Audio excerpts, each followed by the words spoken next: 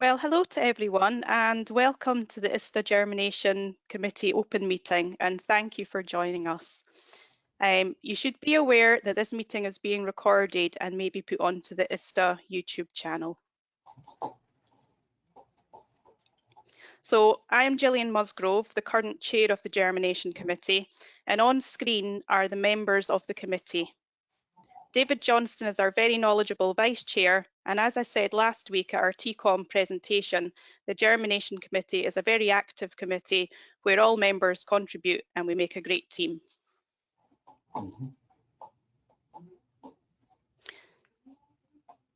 Looking at our agenda today, we wanted to concentrate on the method validation studies that were carried out, and these are the basis for 4 of our rules proposals. David Johnston will begin with work he led along with Sarah Damon discussing the germination method for Glycine Max with the addition of crepe cellulose paper, CCP, as a growing media. David will then discuss the addition of agar as a growing media for Pinus sylvestris. David can only be with us for part of the meeting, so if you have any questions for him, please use the question box to write in your question. After David, Leslie Gonzalez will present the work she carried out along with co-leader Ignacio Aranciaga on the germination method for Chenopodium quinoa. The last but not least of our method validation studies will be Rita Zecchinelli, presenting the work that she did with Shishka Takushi, looking at the addition of 20 degrees for Eustoma exaltatum. Then we moved to Sylvie DeCurna, who led some really interesting work following a proficiency test looking at the temperature regimes used for germination of pelleted and non-pelleted Beta vulgaris. Finally, I will give a short roundup of the germination rules proposals without method validations and some information about ongoing method validation development.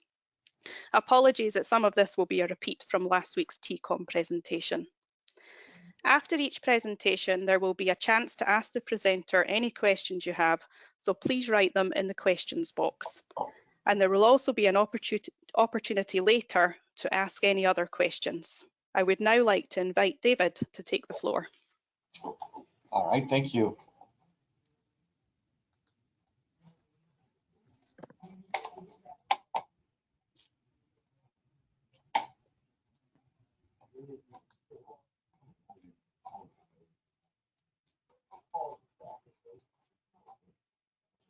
All right, am I sharing? Can you see my screen? Yes. All right, so you can see my first slide. Yes? Yes, we can see that, David. Thank you. All right, thank you, Madam Chairman, for the ability to move me forward so I can go through my presentation. I do have a meeting conflict, and I'd like to go through the validation studies that we had conducted. This first one, as you can see, is validation of germination method using crepe cellulose paper, or CCP, for the top of paper method for Glycine Max for soybean. So you can see this picture here is just a brief slide of pictures that are happening currently. I want to give you a brief background on what is CCP. I understand that it's mostly a U.S. and North American germination media that's widely used, more so than other world areas. But you can see here in the first bullet point, this is how the ISTA rules describe CCP. It's multi-layered paper pad. And so you can see here, this one has multiple layers is what's indicated here, that these are very fine layers of tissue. You can basically almost see through them, but they form the media as like a blanket. It's almost like a quilted blanket. And here it's crimped along the edge to keep all of these very thin crepes in line. But the CCP comes from the ability of this media to form deep wrinkles, which you'll see here once it's moistened.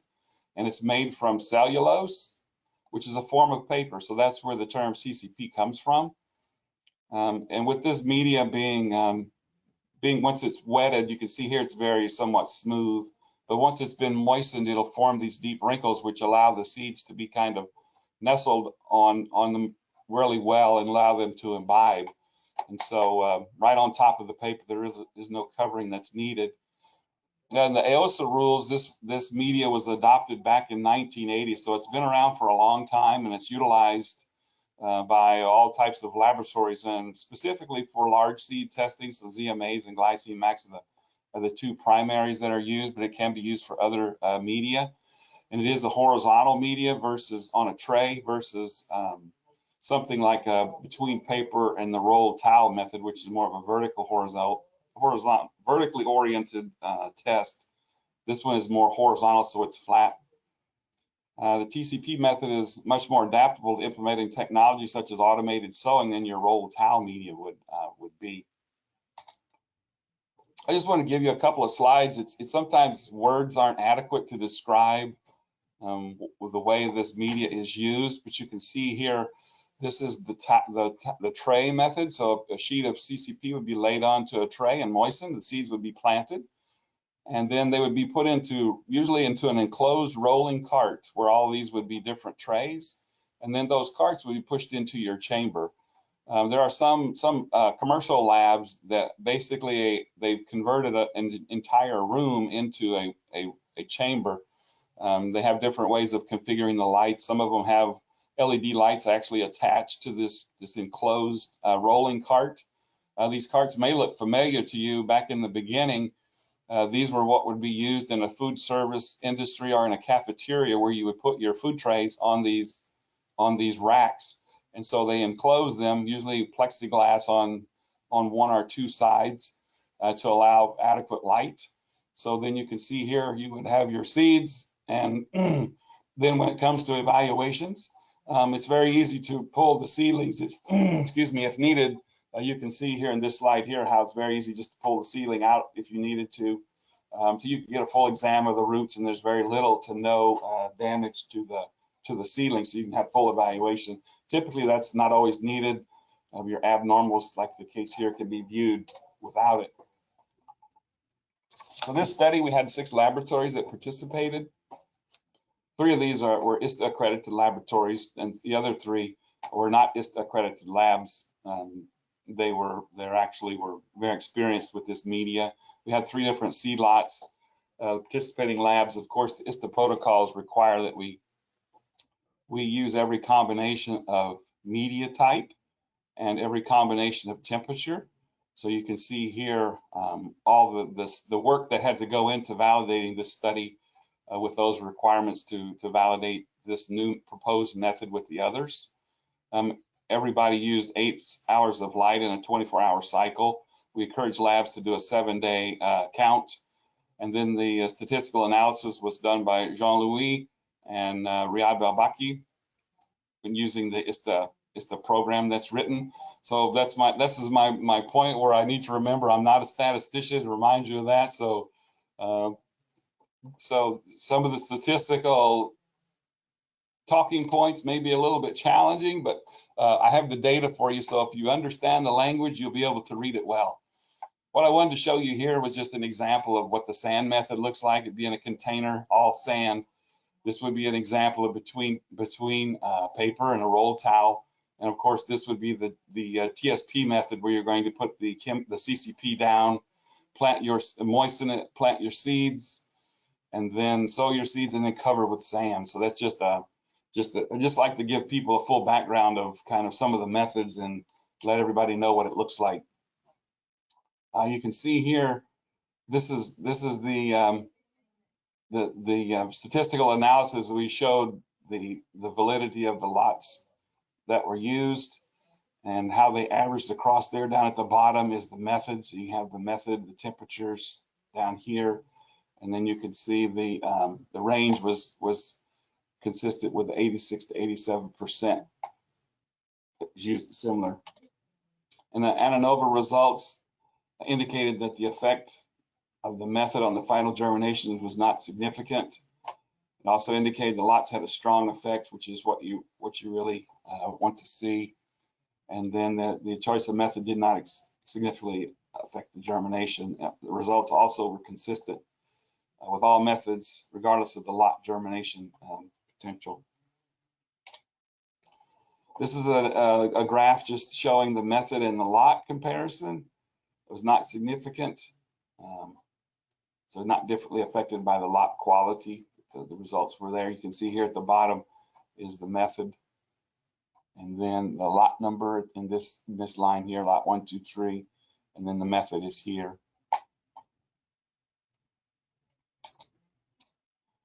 Of the two test temperature regimes, the TP, CCP repeatability tend to be the lowest among all the methods, in contrast to BP, especially at the 2030, which had the highest repeatability, but reproducibility, which will measure the variation among the labs, was the highest for the TP, CCP 25 compared to the other methods.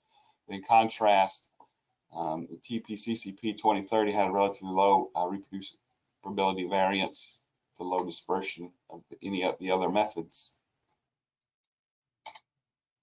So in general conclusions, the repeatability standard deviation was for top of paper CCP 25C was lower than both the between paper method and slightly higher than the other methods, while for the 2030 was lower than the other methods. In addition to these acceptable standard deviation values, dispersion factors for both CCP methods were below 1, and for CCP 2030 they were lower than any other method. The reproducibility standard deviation to measure the lab variation plus repeatability for TP, CCP is among the lowest for all the methods.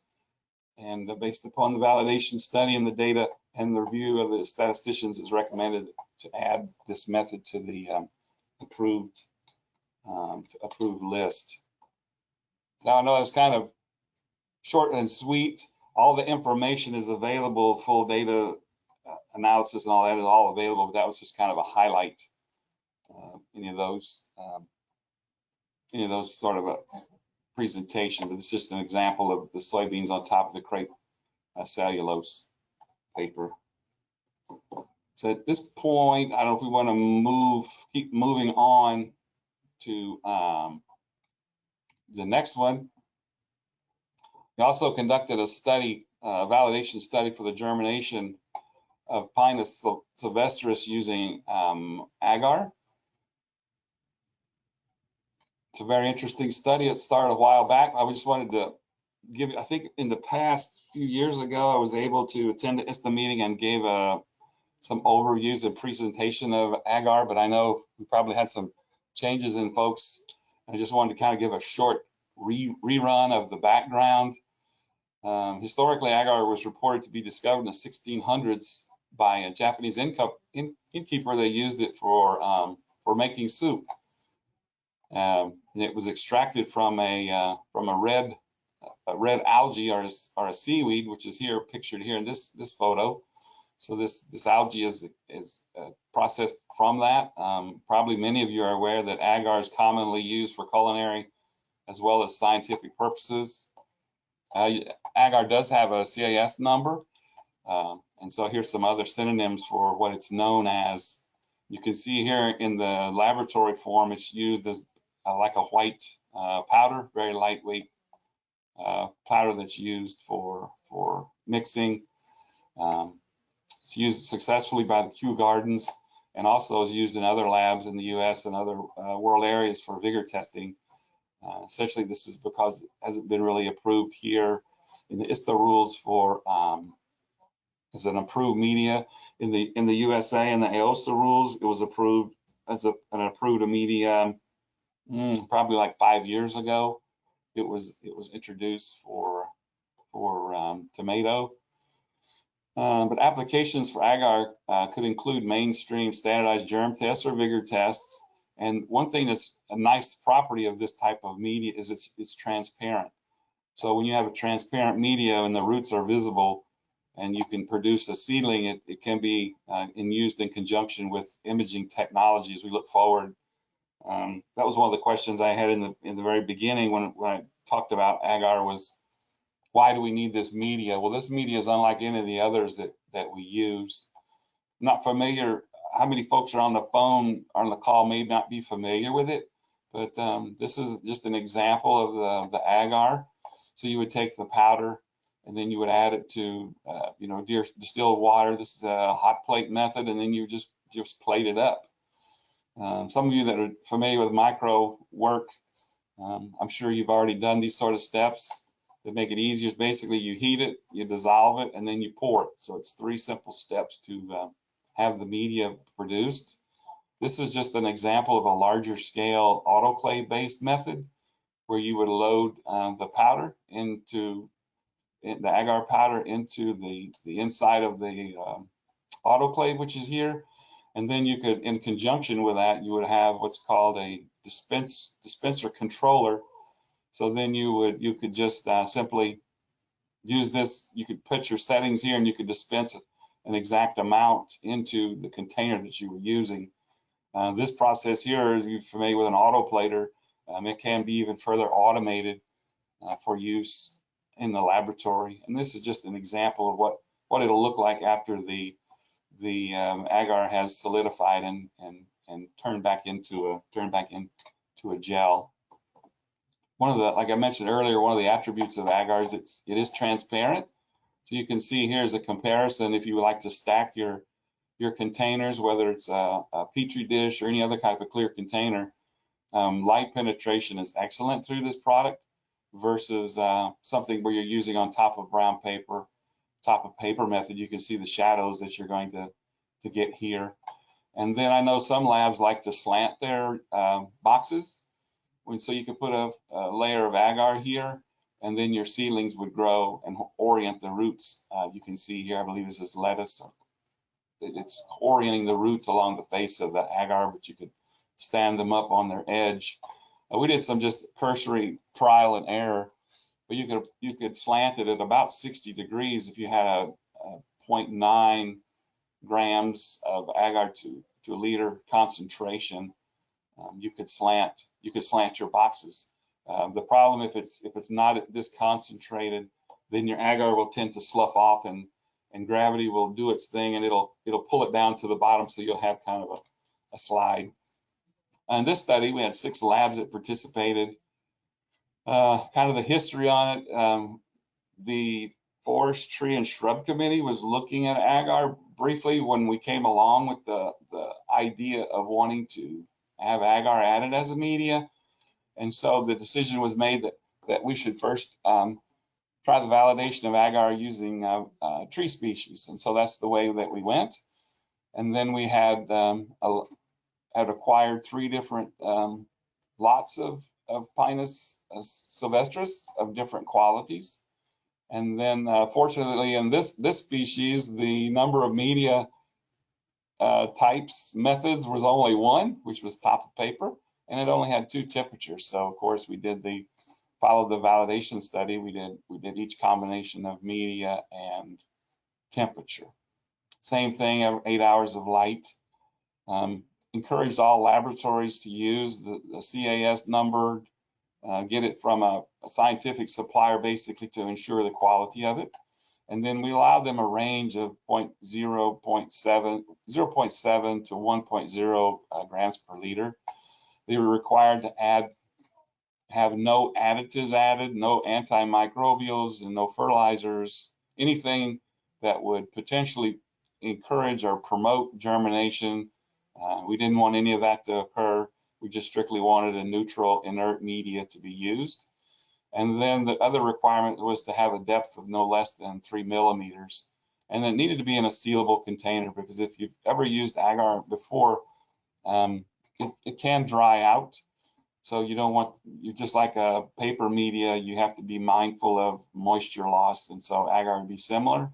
And we had the labs to do a 7-day count and a 21-day count. And then just to kind of, knowing that agar wasn't real familiar with the participants, I put together detailed information about agar for them to use and some instructions, and then help them troubleshoot if there was any problems. Oftentimes one of the, if you're not familiar with using agar, is once you add your powder to your liquid, you have to get your temperature back up to that range to cause the agar to set. If you don't, your agar will never become firm. It'll stay more of a semi-solidy, liquidy sort of a thing, and it's not really usable. Again, I called on the expertise of the statisticians because I am not one, and I don't even pretend to be one. And so Jean-Louis and Riyad Belbaki both consented to help me out. I kind of burn up my lifelines on those. Those fellows are really helpful, and the statistical analysis and comments you see would be based upon their analysis and to help support or to help to not support the proposal of adding agar as a media.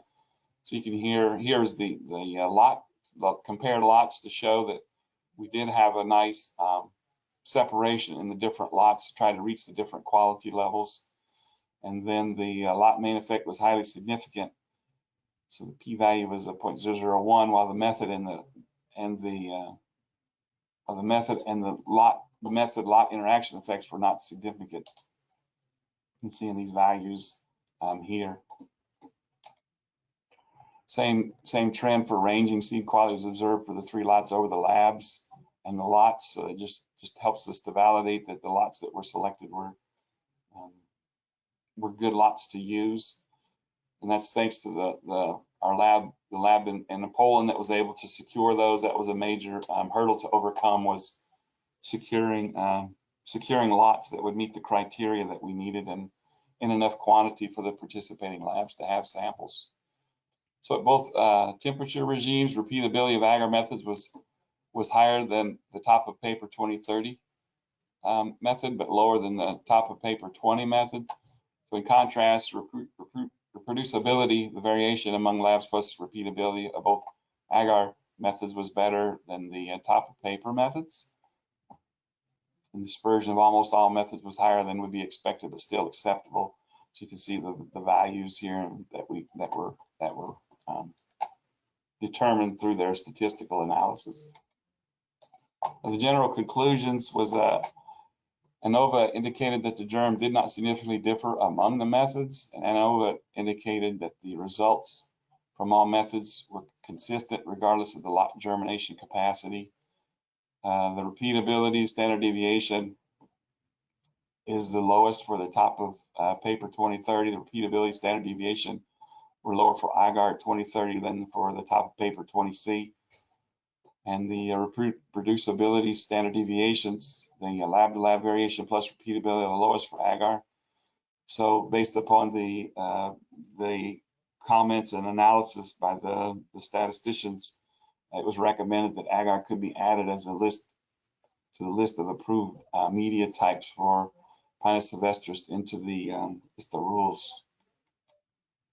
So I'd like to acknowledge our lab here in Poland. If it wasn't for them getting the FIDOs to send the materials all out to all the labs, it was quite a project, and they were able to find the lots, clean them up, send them out, get all the certificates required for shipping.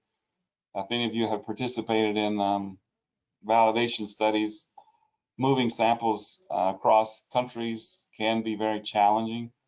This is a list of the participating labs.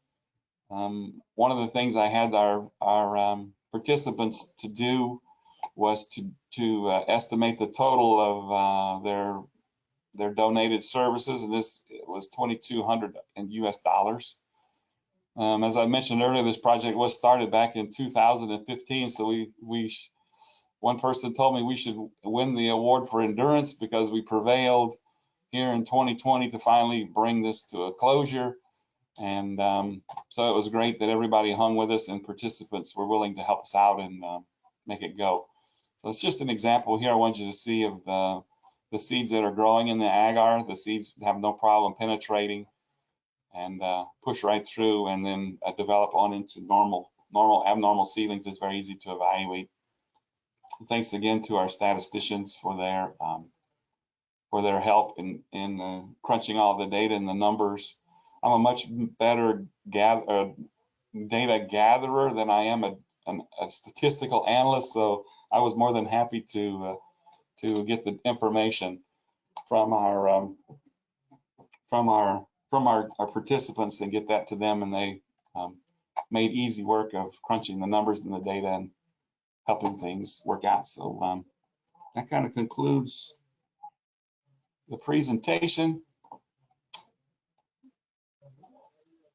Thank you very much, David, for your You're very welcome. informative presentations. And we have got some questions for you. Oh boy. So I wonder if we should just go through them in the order that they are there. So the first one is regarding hard seeds. So in species with hard seeds found during the germination test, how many of them will turn out to be normal seedlings? For certification purposes, hard seed are included with normal seed to certify seed lots. Is it reliable to assume that hard seed will give normal seedlings? Please advise. Well, that's interesting question. I had this discussion before. The exact same question is that if we have swollen firm seeds, we're required to do a tetrazolium test to confirm if the seeds are viable or not. Yet with hard seeds, I don't know when it started, but traditionally hard seeds are always added to the potential viability of the seed lot, right or wrong. I think I have seen some information that stated not all hard seeds will eventually germinate and produce a normal seedling. So that's a very good point to raise. I don't really have an answer for that other than I don't know how the assumption that a hard seed should be added to the viable seed if it's the research has proven that it most likely will, but I don't know. So I don't know if we can really completely answer that. That's probably more of a level for a seed physiologist, more of an expert in the world of that to answer. But I do understand the question, and I have the same question myself. Is I don't think it's true that in reality every hard seed will produce a normal seedling. I think there's always that potential that it won't, but I don't have any scientific data to support it from in hand. So Thank you for that, David, and I agree with what you said. The next question that we have is, what exactly is the merit with CCP shown in the slides here as against the usual brown crepe germination we use in our labs? what was the first part of the question again? What exactly is the merit with CCP shown in the slides here? Well, the merit would be it's a different style of performing a germination test on top of paper. If you're myself, I've had experience in multiple labs where we exclusively use the top of paper CCP method. It's a great cost saver and labor. If you're familiar with, say, just for that species of Glycine max, where you're going to be using the CCP versus a roll towel method, I can plant 400 seeds a lot faster using the CCP method than I can planting 400 seeds using the between paper roll towel method. It just becomes a matter of labor. The thing you have to balance out is when you look at seed testing, you have various platforms. What I would call platforms or styles or methods. CCP is one platform where you're using flat trays and you're using roller racks where you roll the whole unit into the whole box into a chamber. There are labs that I know of that'll take one sheet of CCP on a tray, and on that one sheet they can plant 4 replicates of 100 seeds, and they can accomplish that in probably less than 5 minutes. There's not physically possible, I don't think, for you to plant 400 seeds of the same seed using your between paper roll towel method, because of just the mechanics of having to roll the seeds. And if you count your time of rolling the seeds to sow them and then unrolling the seeds to evaluate them, the cost savings is in the labor. So the merit would be if I can produce a comparable germination result using a flat method CCP versus a roll towel method, then that's going to save a lot of money, especially if you have in areas where you have high labor costs. When you take the amount of time times your cost of labor, it's a lot more efficient and faster to do a CCP method if you're set up for it versus a roll towel method. The trade-off in general is that probably per cubic meter or whatever you want to measure, you want to use, you could probably get more samples, more replicates in a smaller space using a roll towel than you can a flat method CCP. So you really have to look at your cost of labor costs, space costs, and all those things. But the merits are it's a faster test, as far as that goes. The other advantage to me that I've realized with CCP is the seeds are more isolated in a flat planting style versus in a rolled towel. If you've ever planted glycine max and there happens to be a heavy pathogen load on the seeds, the rolled towel is a perfect environment to get a lot of infection. And then when you get infection in your rolled towels, now you've got a great potential of secondary infection, which adds to another level of seedling interpretation.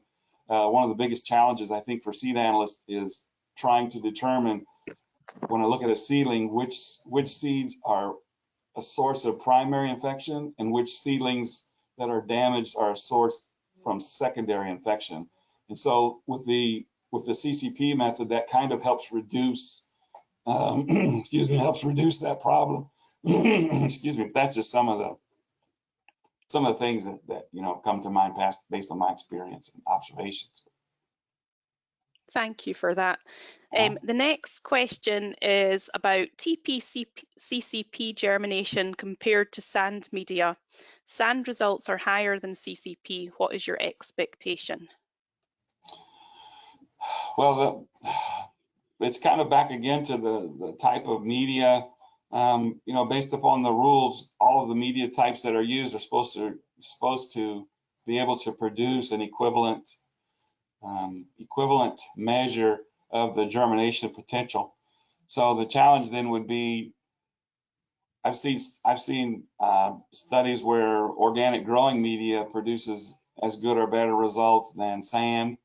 It's back to capacity and those sort of things about maybe you would use a CCP method for the initial test if you thought you had a problem or you wanted to do a sand test.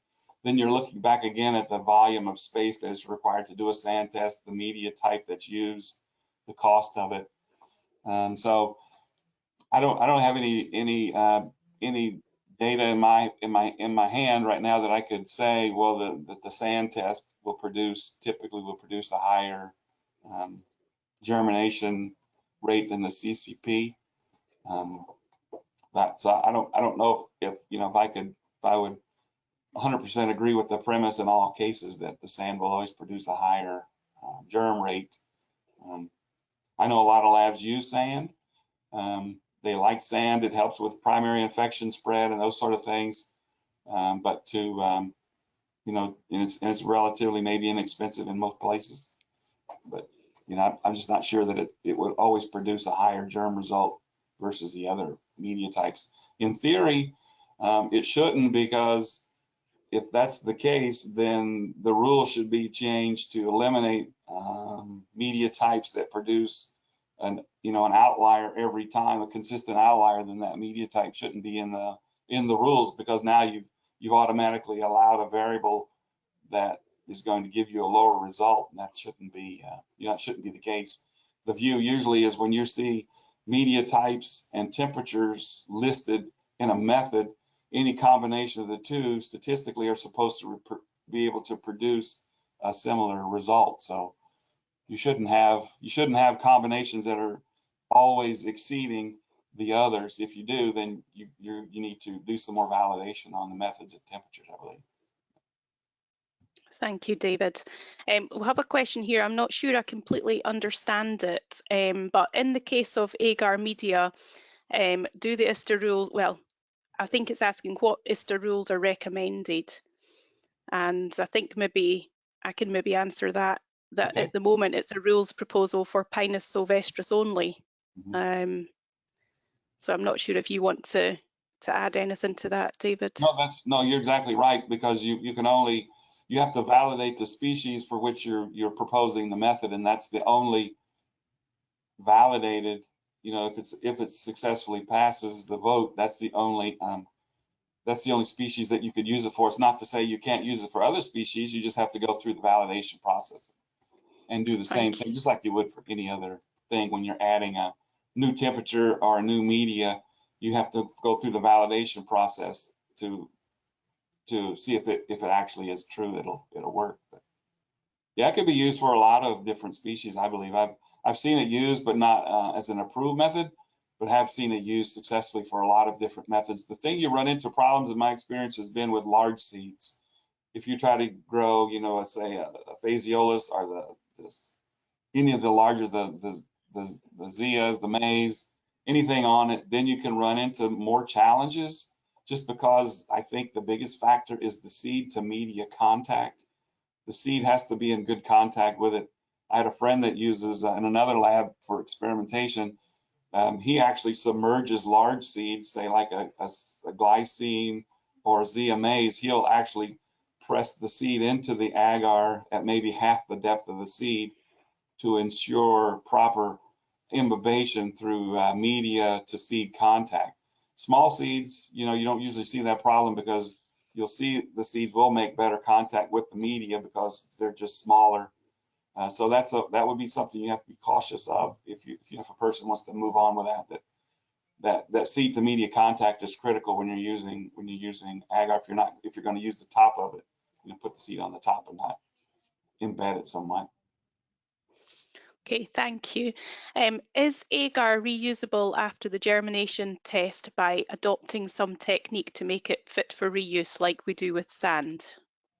Well, I don't know. I've never thought about trying to reuse agar. I mean, if you look at kind of back what I talked about earlier about the cost of the cleanup and the recovery, is that going to exceed the cost of buying new?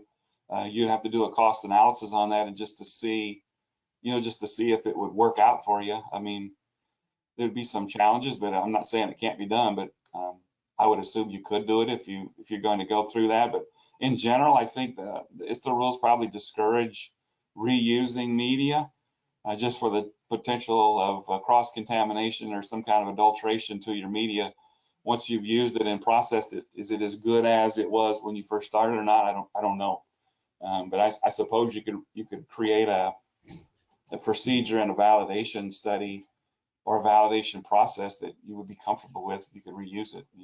You could liquefy it, because once you have the agar, you could put it back under that 100 plus C and reliquefy it, and then now you're back to a liquid which you could strain or whatever you want to do. It's just a matter of, are there any pathogens in it that would be problematic? I just don't know. That was one of speaking of the disposable part, that was one thing that makes it somewhat, if a laboratory or a company is very aware about their waste when it comes to the amount of paper germination media they throw away, and landfill concerns and the cost of waste disposal, it's much greater with something like paper media versus agar, because you could essentially have a place where you could dehydrate it and it just comes right back down to the thin flakes that it was essentially. So Okay. Now there's one for you with your AOSA hat on. It's a three-pronged question. So what other species would work well with agar? Will these be added to the ISTA rules, and are they already in the AOSA rules? no, the only one currently in the AOSA rules is tomato, like a persicum. It's not to say that there can't be more added. It's just a matter of somebody taking the initiative to add it. So if there's a move to do that, I mean, when I first got started with agar, I was with a company, and that was one of the initiatives that we were looking at strongly. And since then, there's been a lot of changes in that company, and in my position, I'm no longer there. So as far as me personally, I no longer have a driving interest to see agar validated for other species. I think within our germ committee, we've talked about that somebody was interested in considering maybe for the brassicas. So I would be willing to help and support, but as far as seeing it move forward, that's going to be up to organizations and individuals that see this as the way of the future. If imaging becomes more and more evident and online, it might be possible that you could do a sealing evaluation using this media, because now you can see the roots and your imaging detect the roots. So there's all kinds of possibilities. It's just sort of a new media that's out there that, you know, could be very adaptable to a lot of different species, I think. That's great, David. I've got a few more questions, and I'm really aware of your time, so Okay. hopefully they'll be quite quick. Is this agar the same as we use in seed health, or are there any other specifications for agar in the germination test? Well, that was one of the reasons why I gave you the CAS number, because that is the I can't remember what it stands for now. Anyway, but that's the one that helps you know exactly which type to use. I mean, I have to confess that I've actually used went on to a provider and just bought the kind of agar that you would use for the culinary purposes. It didn't have a CSA number on it, but it worked great, as well as this other type, this other method. But I think as laboratories, we need to be very aware of the quality of the product that we're using. And so I would just recommend that you use the CAS number. I'm not a microbiologist, but I'm familiar that there are additives added into the media for different purposes, whether it's to enhance or restrict or whatever you want it to do.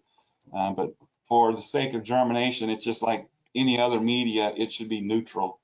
It's just a media there to help seed imbibe and maybe to anchor roots, but it's not there to nourish per se. It's not there to enhance, because if you do, now you're skewing the, you know, the true germ potential of the seed that you're testing, and that's not what we're here for. That's, you know, it's something else. That's more into propagation, not for germination.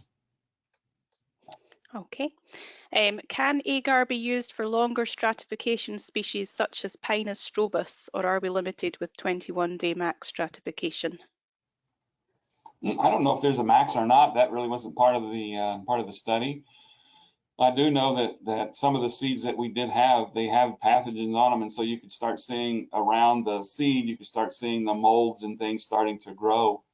But I don't know as far as the time limit on the media. You know, as long as it stays hydrated, I don't know what would be the limitation on that. That would be something that somebody that would be interested in the media would have to try that out to see. But we did, with the reason we did 21 days, of course, is because it's the rule for that species, is a 21-day final count. So that's why we did it. But my observation was, if your media is in a sealable container and it doesn't dehydrate, the media stays fine. The only time I've ever just experimenting around was trying to grow phaseolus on it, and if you have a heavy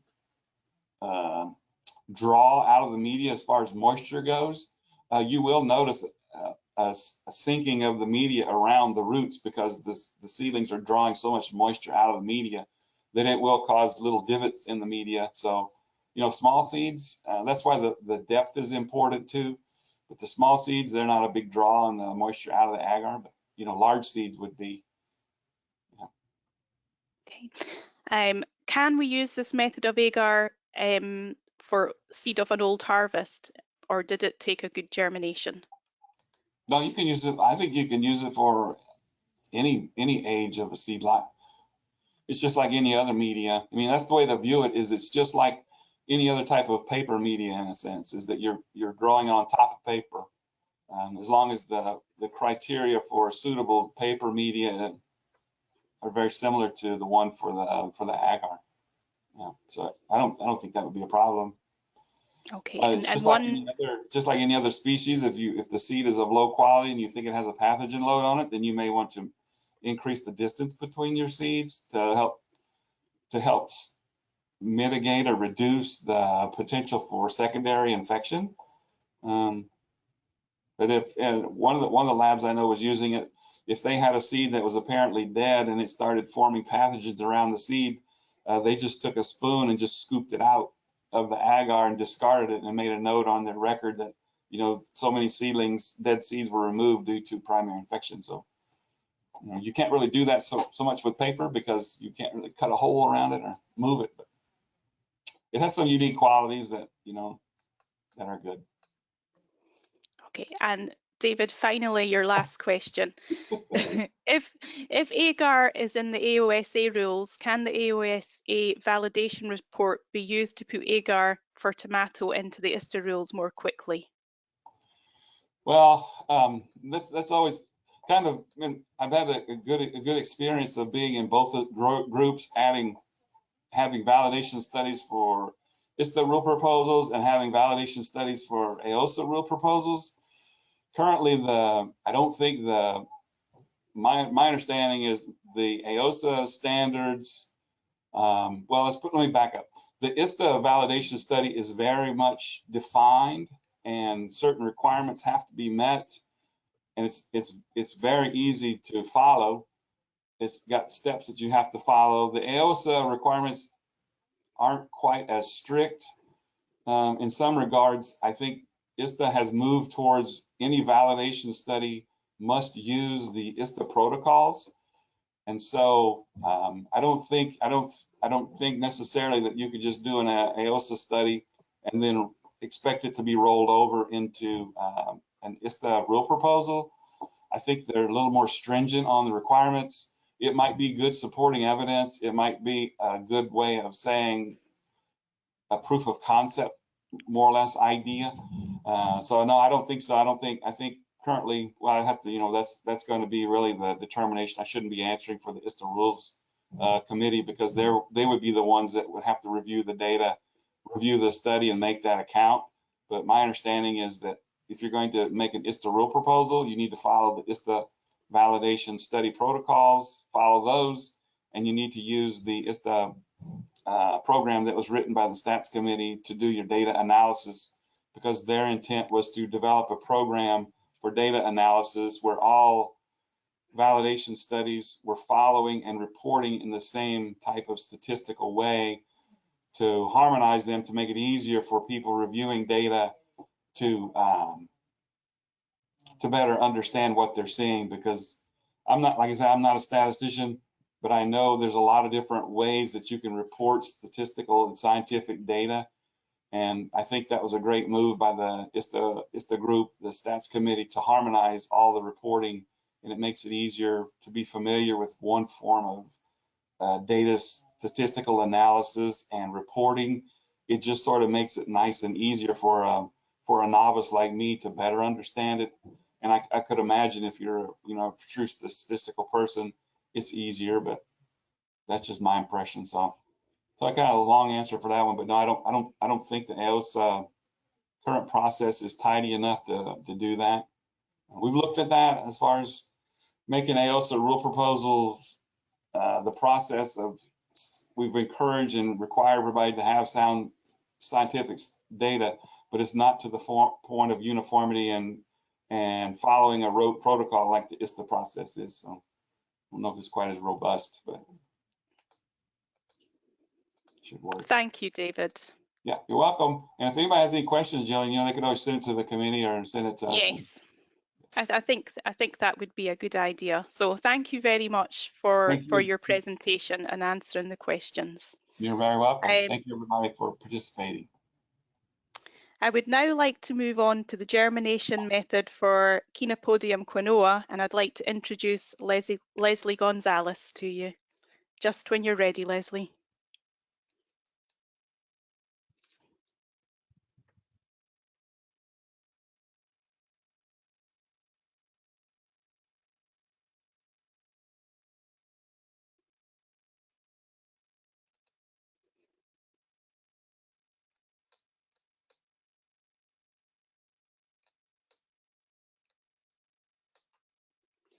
I think we maybe don't have Leslie yet.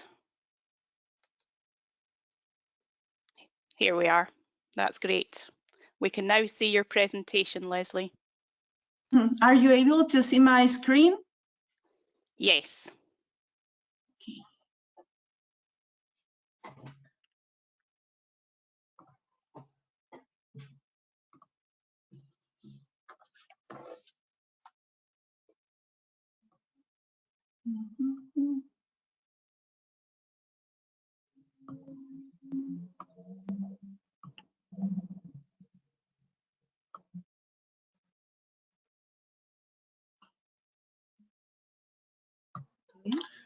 Okay.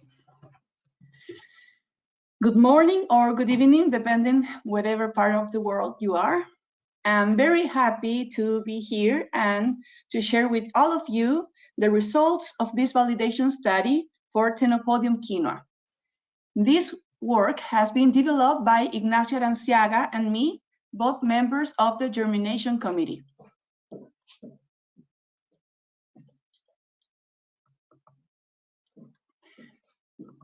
The aim of this validation study was to develop a germination procedure to test quinoa seeds and to be included in the Chapter 5 of the ISTA rules.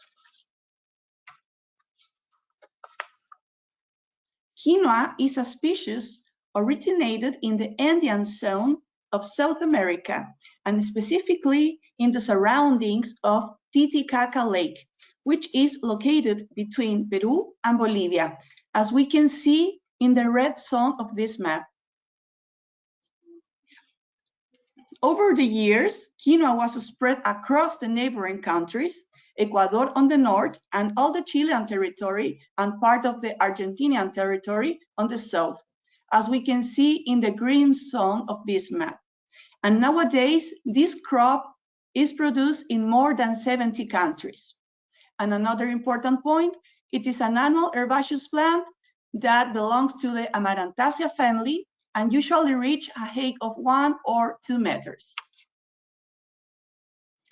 As most of you probably know, the interest in this crop has grown considerably during the last years. It is because the potential to quinoa as a superfood. To eat quinoa is a very good source of proteins, fiber, vitamins, iron, selenium. It is gluten-free and contains 8 of the most important amino acids, only to list some of the interesting nutritional qualities of this important crop. Regarding the participant laboratories, the following 7 ISTA accredited laboratories expressed their interest and met the criteria required to conduct the validation test. 2 from Canada, another for France, Sweden, Chile, Scotland, and the United States. Regarding the material and methods, 4 seed lots of Ctenopodium quinoa harvested during 2018 were selected, representing different levels of germination ranking. And for each test, a total of 400 pure seeds were tested following the PSD number 10 described in Chapter 3 of the ISTA rules when preparing the seeds. And based on the experience of Chilean seed laboratories that usually tests this species and the preliminary studies, the proposed methodology was as follows. Temperature regime, 20 and 20 to 30 degrees Celsius. Growing media, top of paper and between paper, and light 8 hours per day. About the germination counts, the first count at 4th day and the final count at 7th day. Once germination of quinoa begins, the quinoa seedlings grow very, very quickly. So after 4 days, we can observe all the developed essential structures of the seedlings. So in the 7th day, we are ready to the final evaluation of the seedlings. And seedlings were assessed according to the ISTA handbook, and the seedling group is A2111. And another important point was no pretreatment was applied, considering that this species does not present dormancy. The latter, based on taking into consideration our previous validation rounds with different lots of quinoa in different ISTA laboratory accredited during the last 9 years of this work.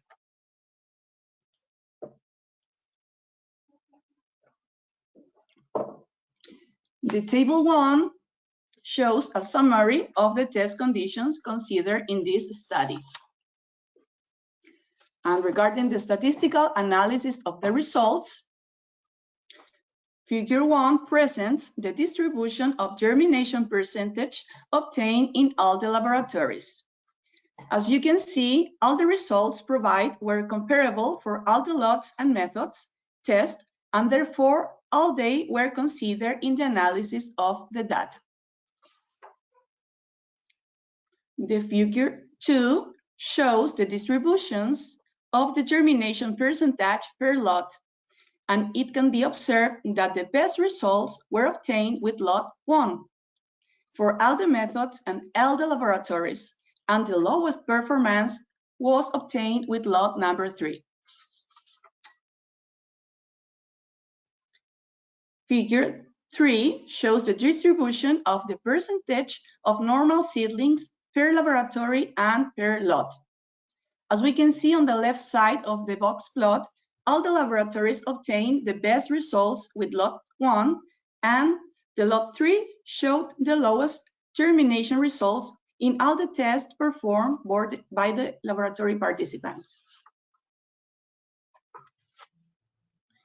Figure 4 presents the distributions of the percentage of normal seedlings obtained for all the samples and all the laboratories depending on the seed testing method.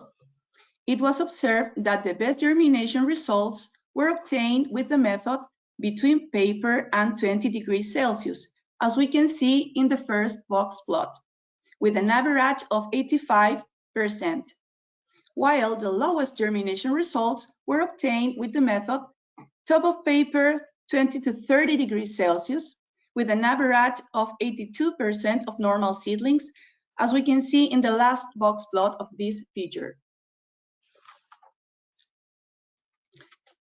And figure 5 presents the distribution of the percentage of normal seedlings depending on the seed testing method per lot. And it was observed that all the lots tested showed the same distribution of the results independently of the method being tested. Consequently, the best germination was obtained with lot 1, followed by lot 4, and finally lot 3 showed the lowest germination results regardless of the method being tested.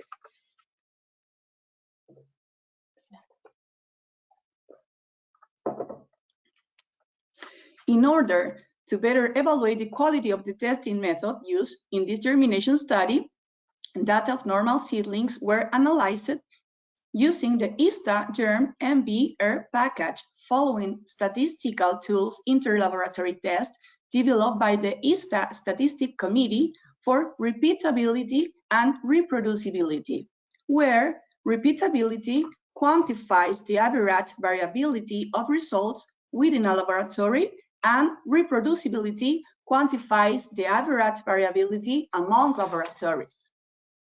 And as we can see in the table 2, all the FLUs were close to 1, which indicates that all the methods did not show problems regarding repeatability.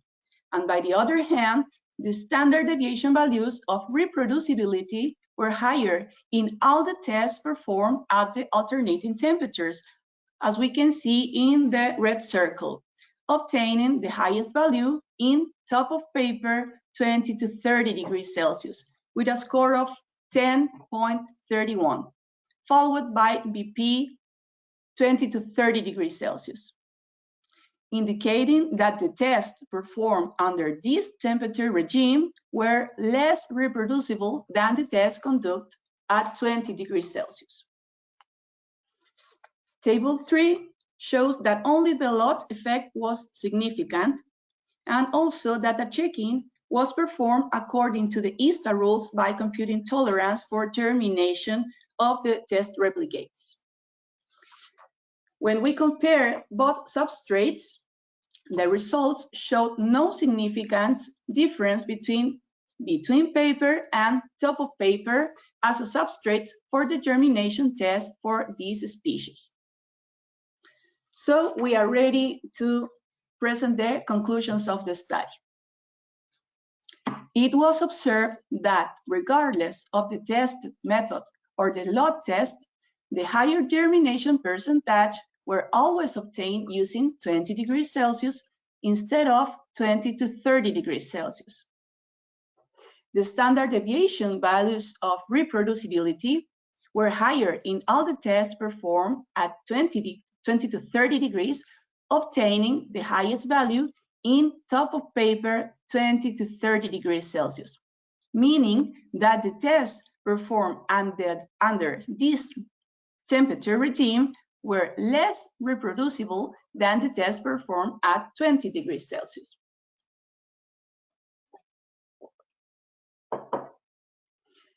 And according to the results obtained, and with important aim to report only reliable results, it was decided to only include 20 degrees Celsius as a temperature regime.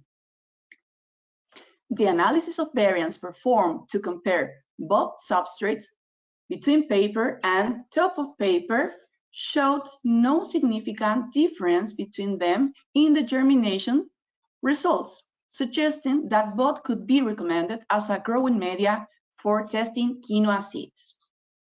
So, and therefore, considering all the explained above, the germination proposed to be included in the ISTA rules to test Ctenopodium quinoa seeds is between paper or top of paper as a substrate and a temperature of 20 degrees Celsius, a first count of 4th day, and a final count at the 7th day.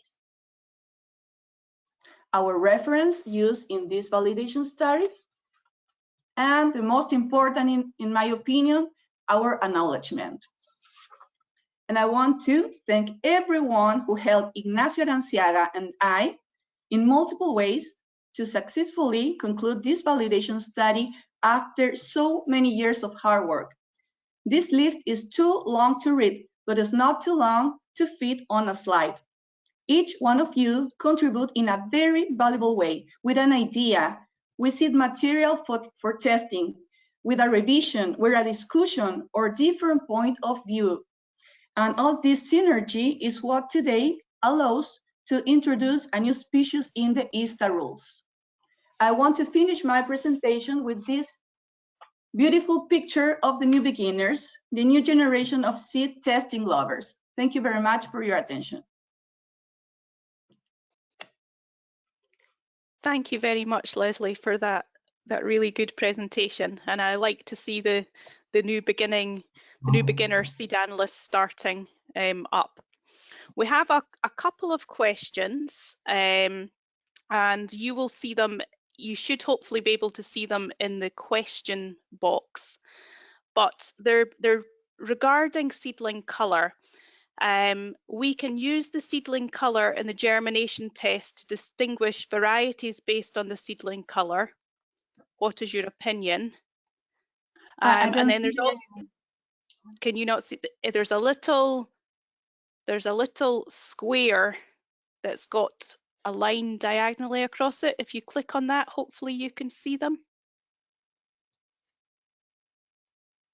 Gillian, is possible to see the question on the chat, please? Okay. I'm not able to see that. I will try and copy and paste it for you. Okay.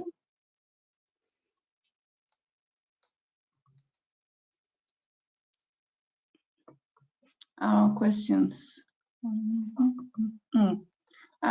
I see a question from Dennis Munoz Vergara. Why only one substrate was considered and not both?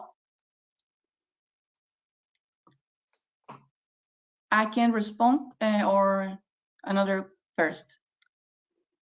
Nope, you go for that one. That's great. Okay, I see this question. Why one only substrate was considered? Well, as I point in the presentation, only the substrate, only one temperature was considered, only 20 degrees Celsius and not 20 to 30, but both substrates was considered. As we can see, the analysis of variance consider both for this study, but only one of the temperatures because it's important to only include reliable results. Thank you, Leslie. And this, and So well, there's, mhm. would you like, it's easier for you just to read them, isn't it? But there is one, Yes. what will be the benefit to including quinoa in the ISTA rules for the seed industry? Okay, what will be the benefits including? Okay, well, to include a new species in the ISTA rules is very important for the seed industry because producers will be able to issue an ISTA certificates or blue or orange certificates if our study is considered and approved and then included in the ISTA rules. So probably during the future years, if you are a producer, you can obtain an ISTA certificate, and this allows to share seed with an international seed certificate of the lot. Yeah, I can certainly add to that, that as the chair of the committee, we often get questions about what is the best method for this species. So I really hope that this method is voted in so that people have that information to hand in the ISTA rules from 2022, we hope. We hope so. So I didn't understand a question from Bamboo Sankaran. We can use the seedling color in the germination test. What I don't understand what is referred to color. No, that's maybe something we can take away and have a discussion about, because I'm not so familiar with this. We can use the seedling colour in the germination test to distinguish varieties based on the seedling colour. This can help in genetic purity estimation combined with germination test. Any views for this opinion? I don't have any views because I don't have any knowledge, sorry. Me neither. I don't have a knowledge about it, but we can investigate about it and give a good response to this question. There is a question about the methods. The methods of between paper or top of paper can be used, but can we use sand? Okay, we didn't consider sand because first we prefer to consider only paper methods. I'm not the quinoa seed is very small, and it is in different colors. You have red quinoa, black quinoa, and white quinoa. So in another varieties of quinoa, probably in sand it's a little difficult, and also in my opinion it's more easy to perform a validation study with a small seeds with a paper substrate. Thank you. Both methods between paper and top of paper, in which can we find more germination percentage of seeds? I think the results have shown that we can use either method. Is that correct? Both methods, BP or TP, in which we can find more germination percentage of seeds. In BP, in between paper, we can see more percentage of normal seedlings, and 85%. But in top of paper is not. It's a little bit less, but not too much. So both could be used for the germination of these seeds. And I have one last final question, Leslie, and it's why is dormancy not present in this species? It was based on previously test and our previously validation study with this variety and another varieties and another genotypes from Chilean experimental crops, and with the participating of different ISTA accredited laboratories.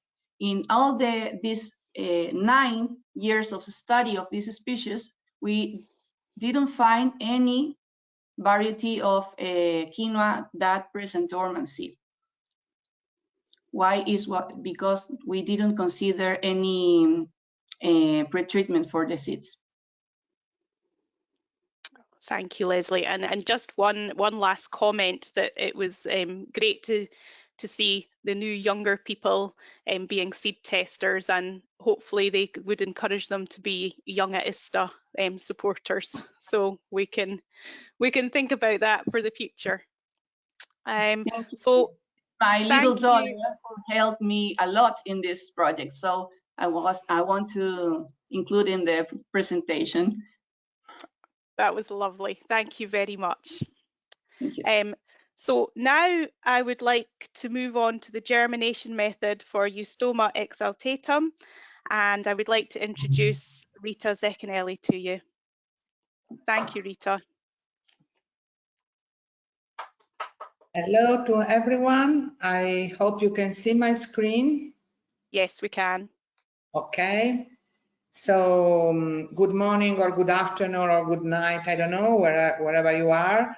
From myself, I want to introduce myself. My name is Rita Zecchinelli, and I am the chair of the flower seed testing. I have a problem. Okay.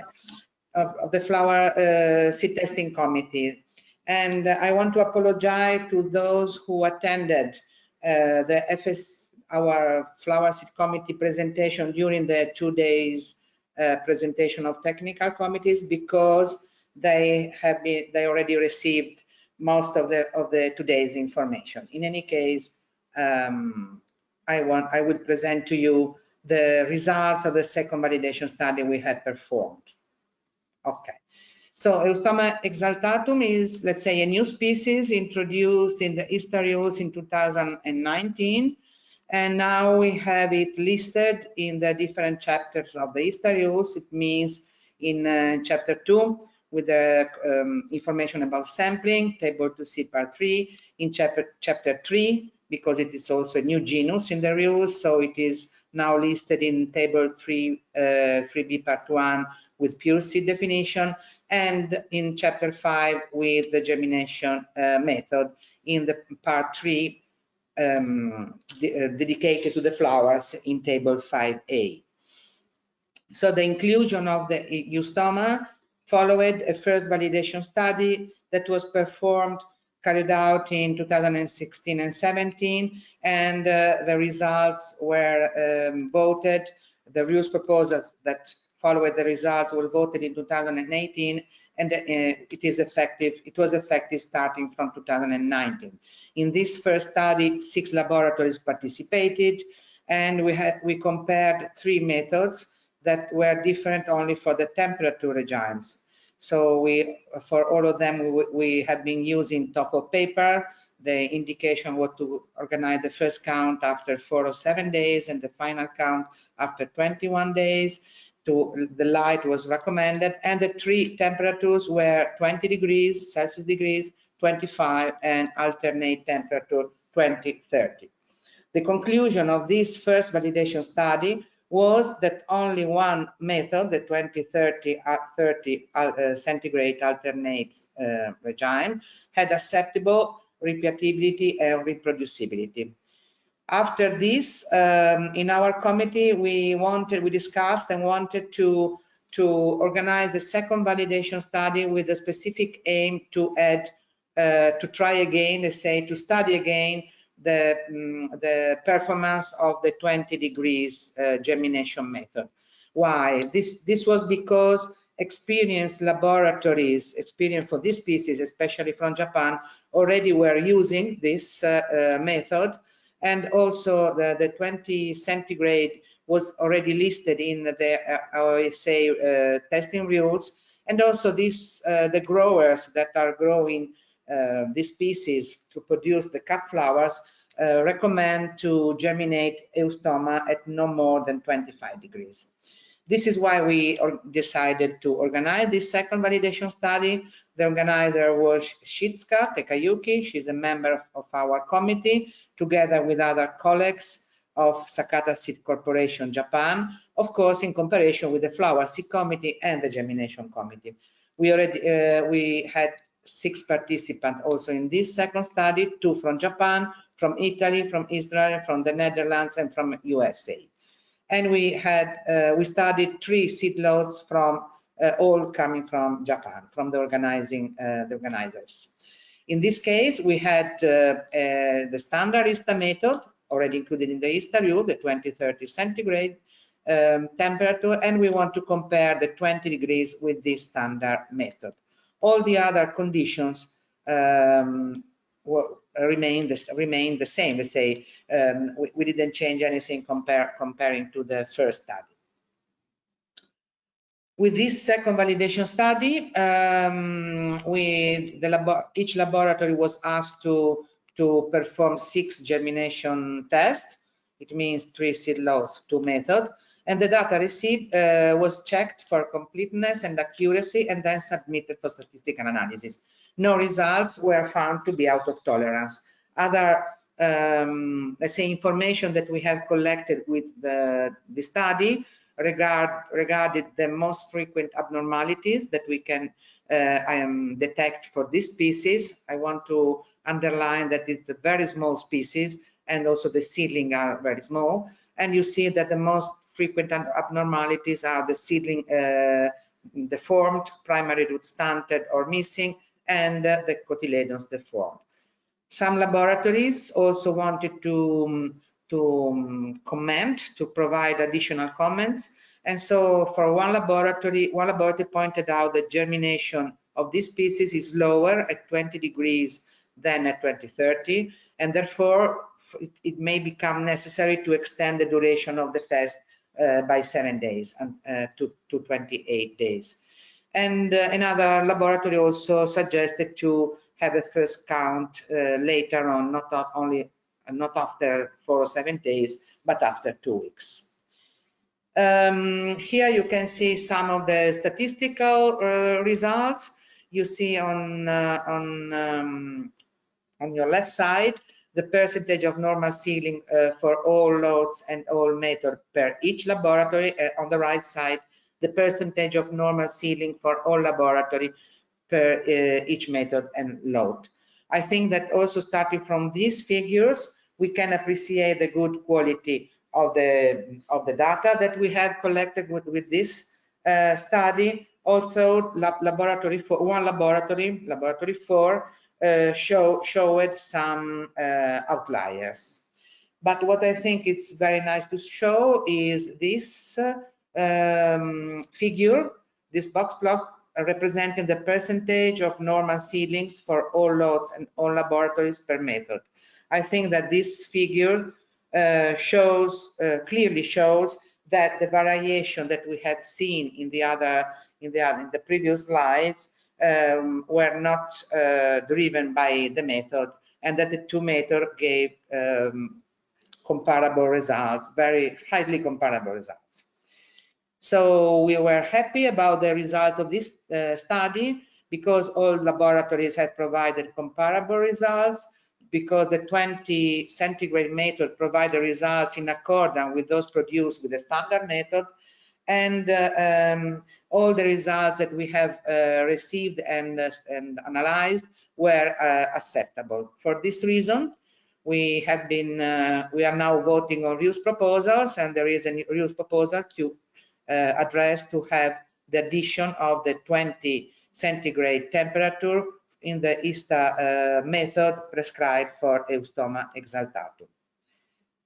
I want to give a special thank to the people and the organizations that participate or facilitated this study, starting from Sakata Seed Corporation in Japan, providing the seed lot, and also the organizers of the study, Valérie Coquerel, Sylvie Ducournau, and Jean-Louis Lafont, reviewing the test plan, the participant, Shitsuka Takayuki Okuda, my colleagues from my laboratory, Miriam De Calo Keren from Israel, Eric von Eckman from the Netherlands, and Sarah Demon from US. And again, Sylvie Ducournau and Jean-Louis Lafont performing and reviewing the statistical analysis of the results, And I go now to Nadine and Andrea Militaro, TICOM coordinators that are supporting the works. And last but not last, I want to highlight that the good cooperation that the Flower Seed Committee always has with the Germination Committee. So I want to thank all of the members of this committee for the good, I also would say, friendly way we are working together. Thank you very much.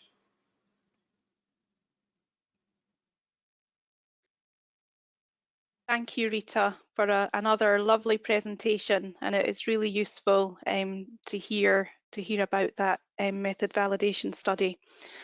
I have one question for you, and the question is, in eustoma, as ultimately seed is sown in soil for cut flower production, will it not be good practice to test in soil or sand for validating the TP methods for including in the ISTA rules? Would it be, sorry, I read it again. Said is soil and for Capra. Will it not be good practice to test in soil or sand also? Yeah, it could be a good idea, but as I said, and also as in the previous presentation by Leslie was pointed out, having so small seeds could be, I mean, using sand or soil with these very small seeds can represent really a challenge.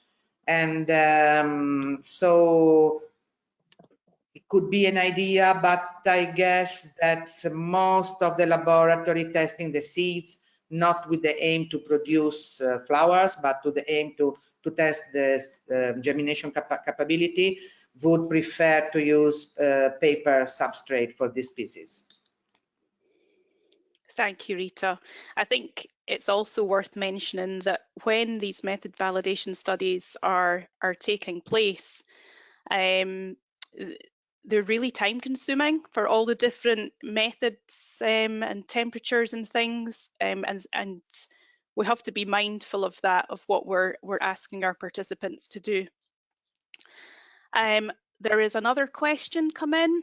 I'm not sure if you can see it. Oh, you can't see it yet, Rita, but I will send it to you. So there's two questions that have come in. One is regarding pre-treatment. I see there is no pre-treatment for this type of seed in general. How can I decide the suitable pre-treatment for species that are not listed in the ISTA rules? Also conditions for germination tests not listed.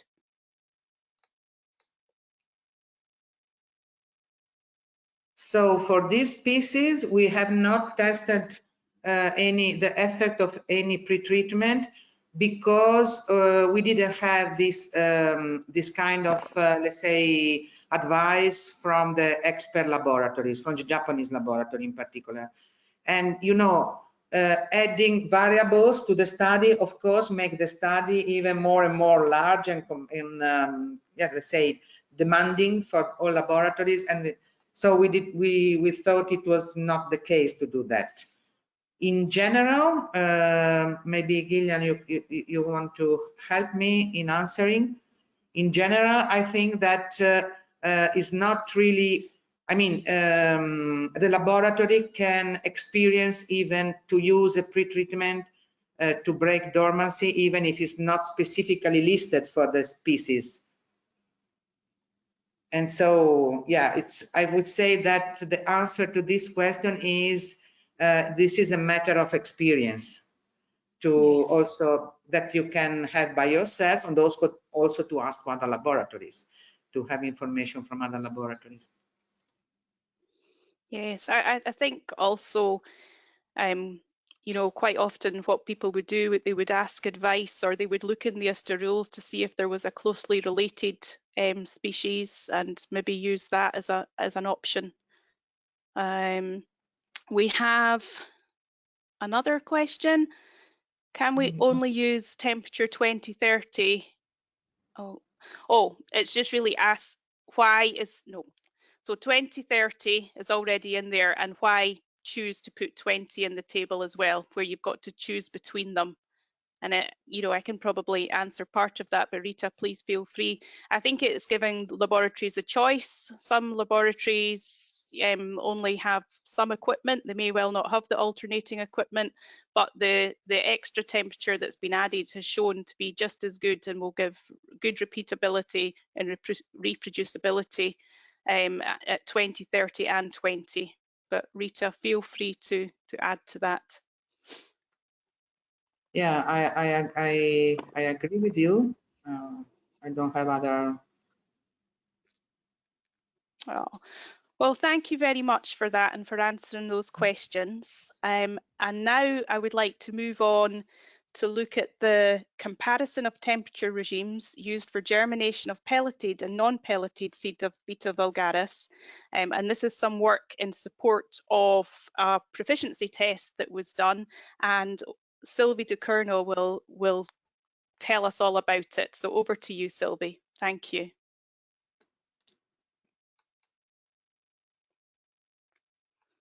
We can see your presentation.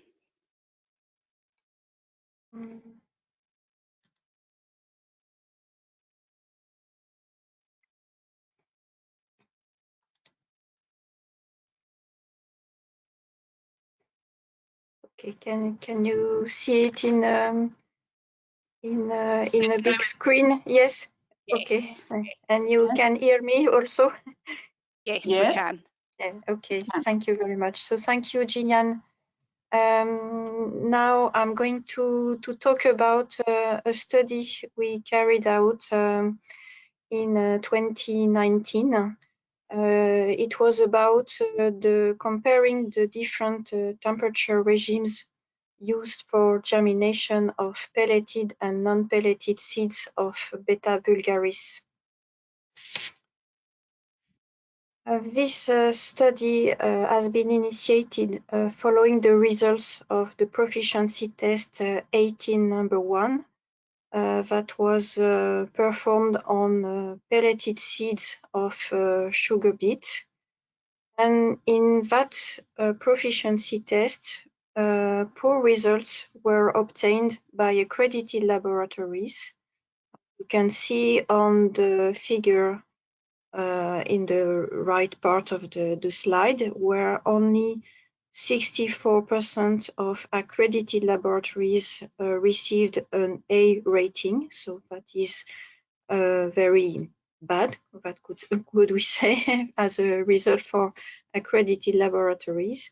And so, as a consequence, no rating could have been provided for that proficiency test.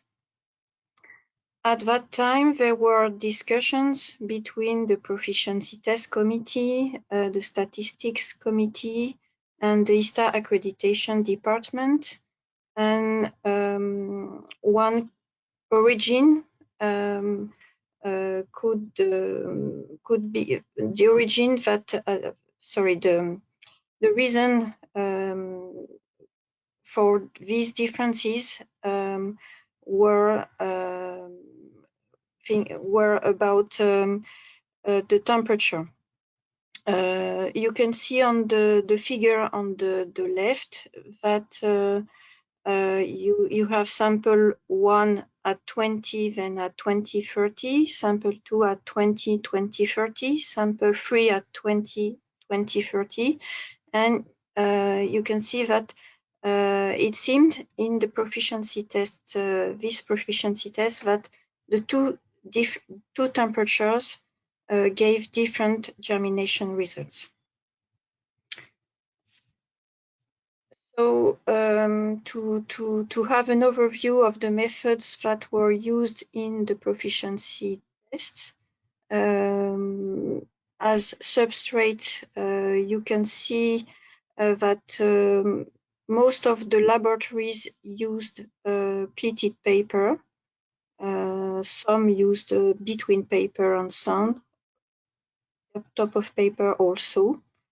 Some laboratories use as a pretreatment.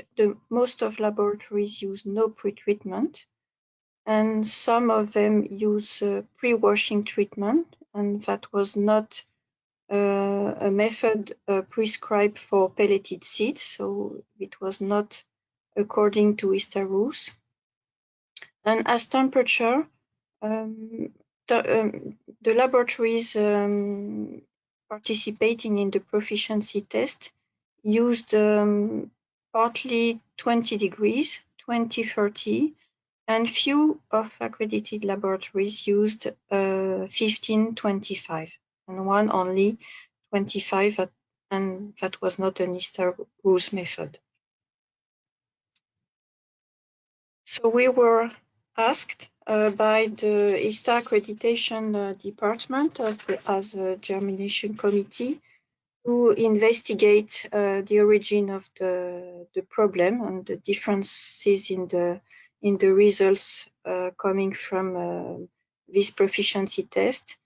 And with my laboratory, and I would like to thank them very much, we organized a comparative test to see if the differences that we observed in that proficiency test could be due to temperatures differences. So in that comparative test, we had 8 participating laboratories, 1 from Canada, 2 from Germany, 1 from United Kingdom, 1 from Slovenia, Italy, Sweden, and France. And we used 6 seed samples of Beta vulgaris. And we would like not only to test samples of pelleted seeds, but also samples of non-pelleted seeds to be sure that we do not find differences due to temperature on non-pelleted seeds either. In the table on this slide, you can see the methods we requested the participants to use. So for non-pelleted seeds, laboratories were requested to use either top of paper or between paper or sand.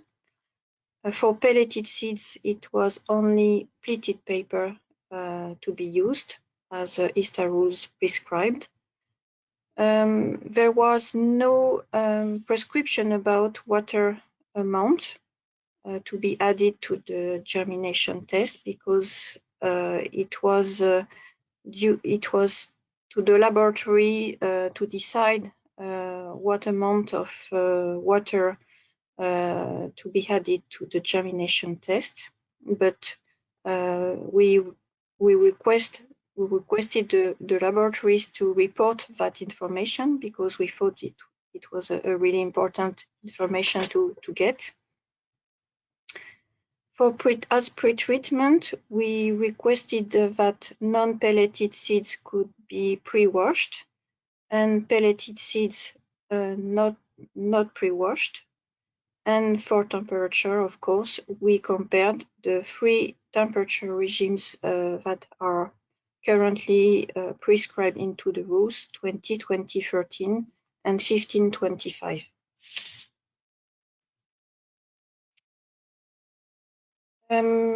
So that were the method prescribed for the proficiency test. Now, what we received about the information on the germination method that were used in the comparative test by the participant. First, as substrates, we have seen that all laboratories did use pleated paper for pelleted seeds. For non-pelleted seeds, all laboratories participating in the test use also pleated paper, except one lab number 8, that used sand substrate. Regarding water amount added to the test, we did not see very big differences, except for lab number 3, who added more water than the other laboratories. About test duration, ISTA test is after 14 days, but we have seen laboratories reporting results after 7 days as a final count. but also laboratories reporting results after 21 days. Of course, depending on the temperature used and also depending on the samples tested. Regarding light used during germination tests, light was used from 8 to 24 hours depending on the participant, and lab number 5 did not use any light when the temperature was at 20 degrees. So now I would like to show you some results. This graph shows the germination results, normal seeding percentage obtained on the 6 seed samples. So you have from the left to the right sample 1, 2, 3 corresponding to the non-pelleted seeds. Sample 4, 5, and 6 corresponding to the pelleted seed samples. And you can see that the germination percentage ranged from 80% for sample 1 to 98% for sample 4, which was the highest germination level of quality. On this slide, you can see the results obtained by the 8 participating laboratories. So as you can see on this slide, there is no big differences between the results obtained by all the laboratories. Maybe you can see that lab 3, 6, and 8 have more variable results than the others, but in general, no big differences between the laboratories. And finally, the most important information, these are the results according to the method used and specifically about the temperature used. On the left at 15-25 degrees, in the middle 20 degrees, and at the right 20-30 degrees. And you can see, looking at the graph, that again there is no difference between the results coming from the 3 different temperature regimes used for the germination of all the 6 lots, pelleted and non-pelleted together. Looking at the results of repeatability, reproducibility, these results are included in the first table, and you can see that the dispersion ratio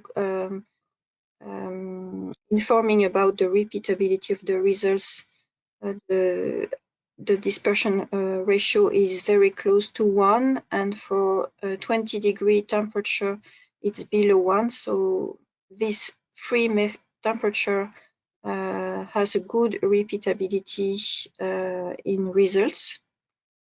And looking at variance for reproducibility, this is the last column of the table. You can see that the variance is very, very close between the 3 different temperatures. And what you can see, it's very rare to have it, and the mean results are exactly the same, depending whatever the temperature used, 85 average results. The variance analysis indicated that there was no effect due to the method and due to method and lot interaction, but a great effect, of course, of seed lots that was expected, of course.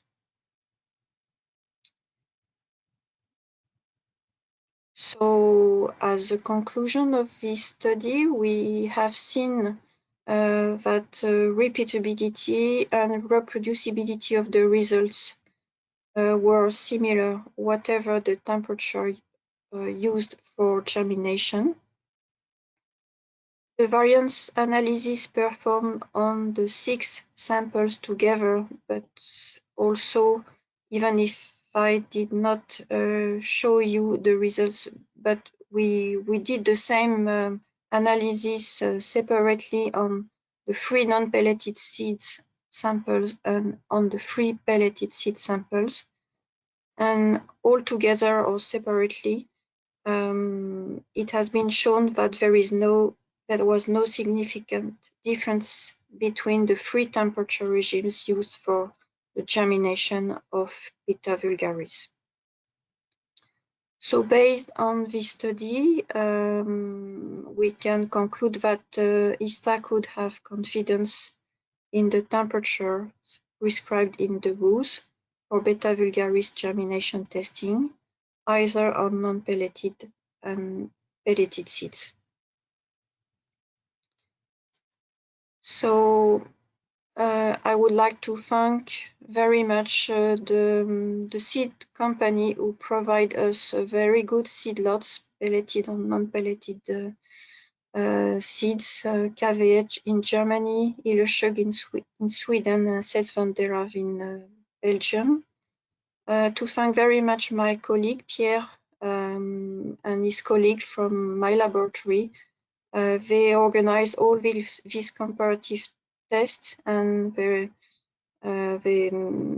spend a lot of time reporting the results and helping me a lot. So thank you to them. Thank you to the labs participating in the study.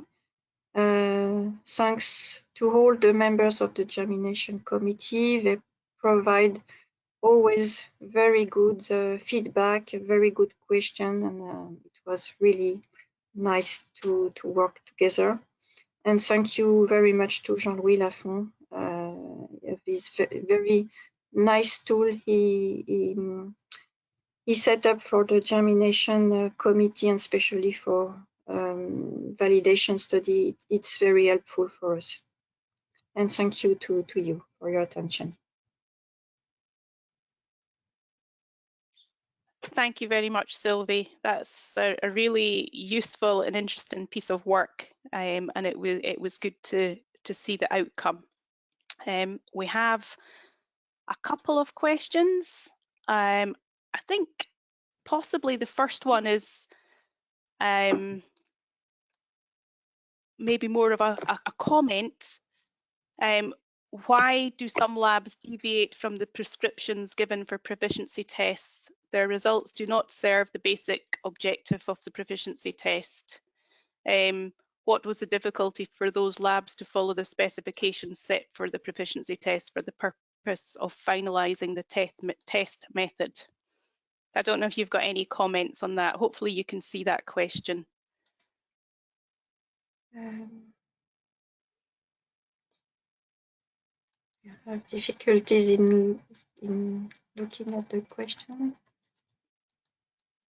So from what you have said, Gillian, the question is about why laboratories do not follow ISTA rules prescriptions. It's a good question. I don't have any answer to that, because especially for the temperature, there is one laboratory not using the correct one, and pre-washing pelleted seeds also, it was not prescribed in ISTA rules. I cannot have any answer to that question. Maybe some laboratories are not used to test beta seeds, and so they are not experienced. Though it's my only answer to that question.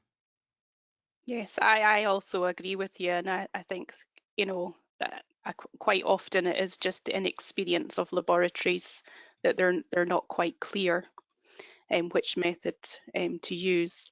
So another question is, was any seed lot with lower germination performance tested in this study? The lowest germination quality seed sample was about 80% normal germination. It was the lowest quality seed lot we had in the study. What I can say is that usually sugar beet seed quality is very high, and it's very difficult to find low quality seed lots. So yes.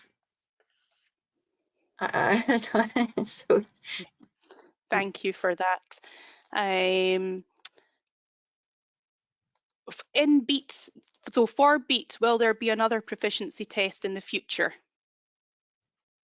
I could be good. Yes, I think it would be good, and I'm sure that it's something that Didier is thinking about to be including in the next set of proficiency tests. Yeah. Another one is, in pelleted seeds, the germination may also be affected by the quality of the pelleting material and method used. So how can we have one common rule for all beta pelleted seeds irrespective of the quality or method of pelleting? In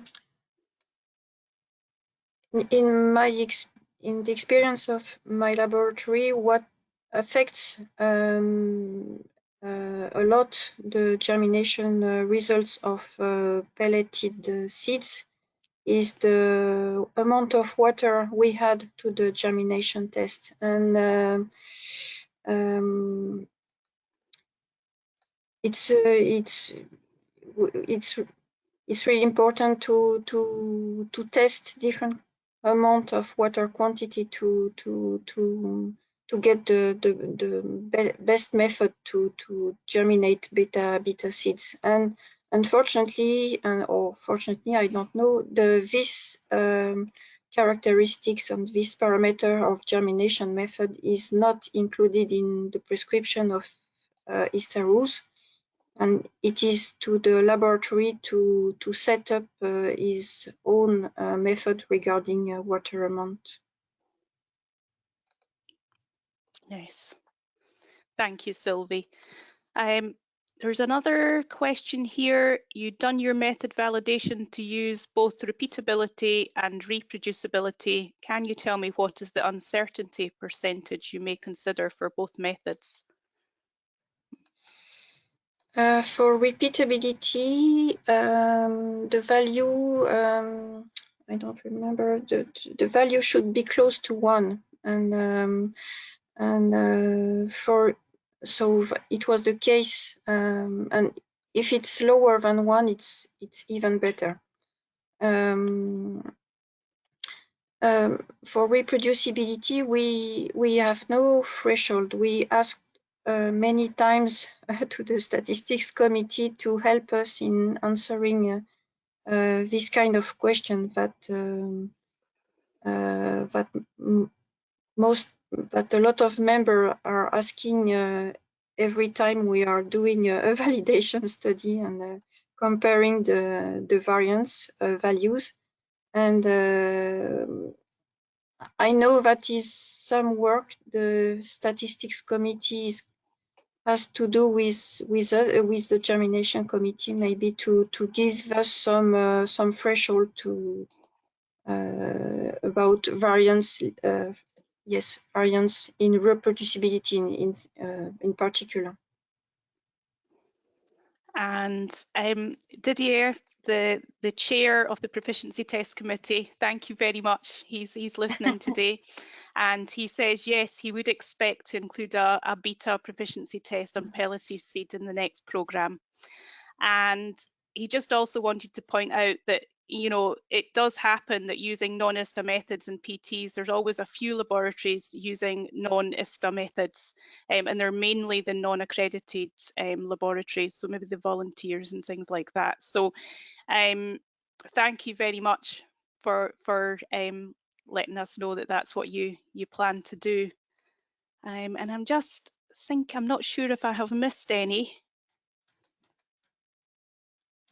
Oh, here's one last one that we will take. Is it necessary to do a first count on 4 days of the test period to detect if there is any primary infection? No, I think it's not. It can be avoided. No, there is no prescription. Yep. I think there is one last question that I forgot. It is thanks for the PowerPoint regarding proficiency testing. Can we submit photos and questions regarding seedling evaluations to be sure before submitting the proficiency test report? I think probably the answer is no. But you may have a different opinion, or Didier may have one. It's maybe we can. I don't want to answer in place of Didier. Yeah. So thank you very much, Sylvie, for answering those questions. And we're now going to move on. Time is short. We're getting very close to our time being up. So I am going to move on to talk about a roundup of some of the other proposals that I spoke about last week and other activities that are ongoing in the committee. But I will aim to make it as fast as I can. So I hope you can see my screen. So just a roundup of rules proposals without method validation studies. So regarding the top of paper method, we decided to remove the word upright, as this suggests that if you put the top of paper into the upright position, the seeds would fall off. So upright is better for the between paper method. For the seedling abnormality criteria in the rules, we suggest adding a new code for allium species, code 32/07, and this refers to the cotyledon as decayed as a result of primary infection in allium species. The Bulking and Sampling Committee have a proposal to move Salvia hispanica to Table 2C, Part 1, Agricultural and Vegetable Crops. Therefore, if this proposal is accepted, then there would be a consequential change for germination. So Salvia hispanica would move from Table 5A, Part 3 to Table 5A, Part 1. We also had a couple of editorial changes, and the first was to correct the name of Hordeum vulgare subspecies. Oh, sorry, I'm not actually in the slideshow, am I? Bear with me.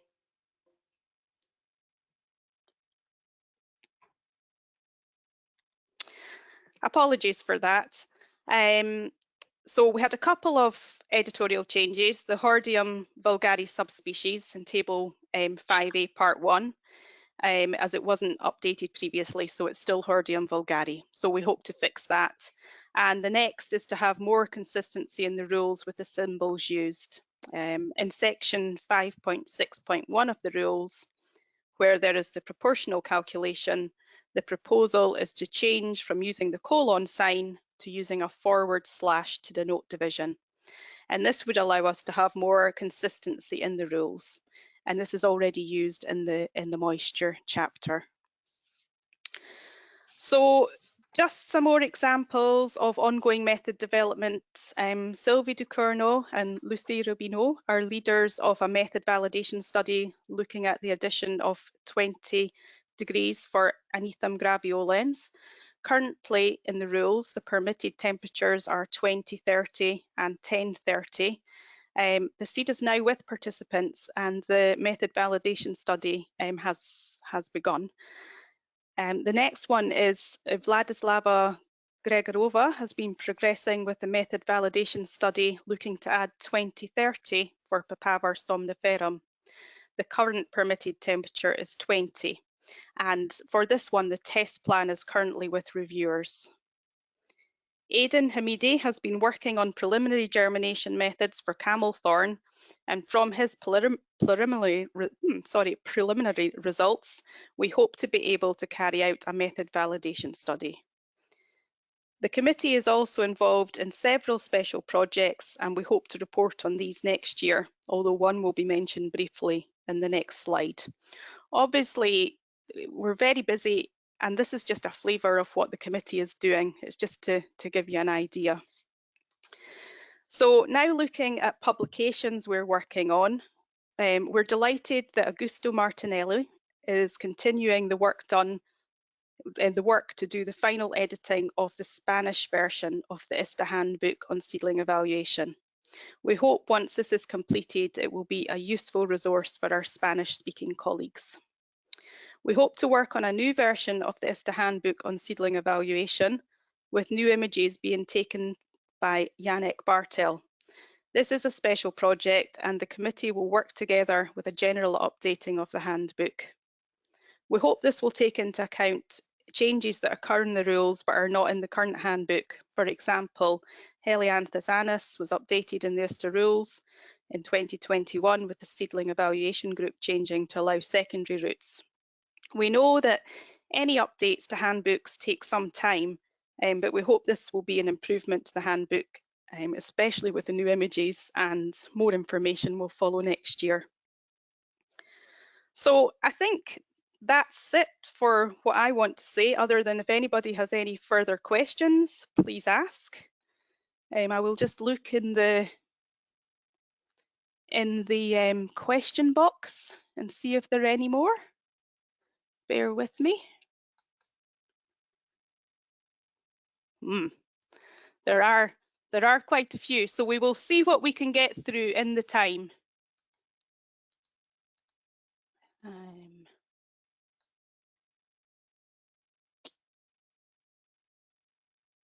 Oh, I think we're actually okay. I will put these to Sylvie for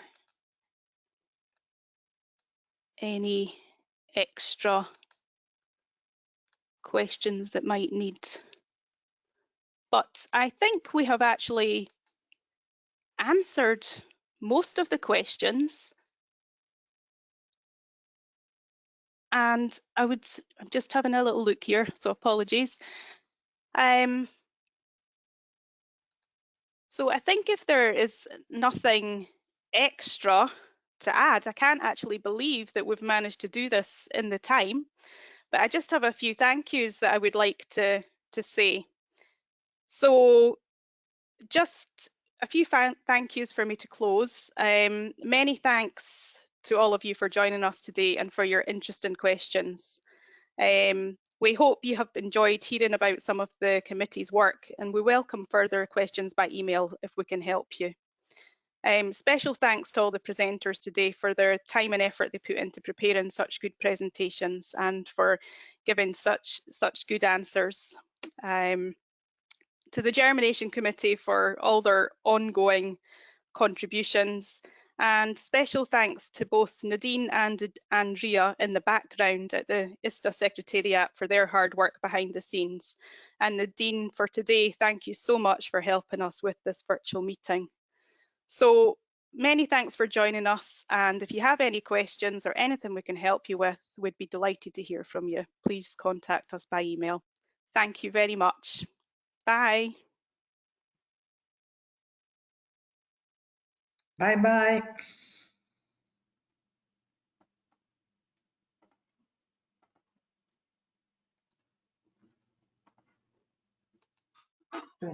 Thank you very much. Bye. Thank you. Bye. Bye, Gillian. Goodbye, everyone. Oh, thank you very much.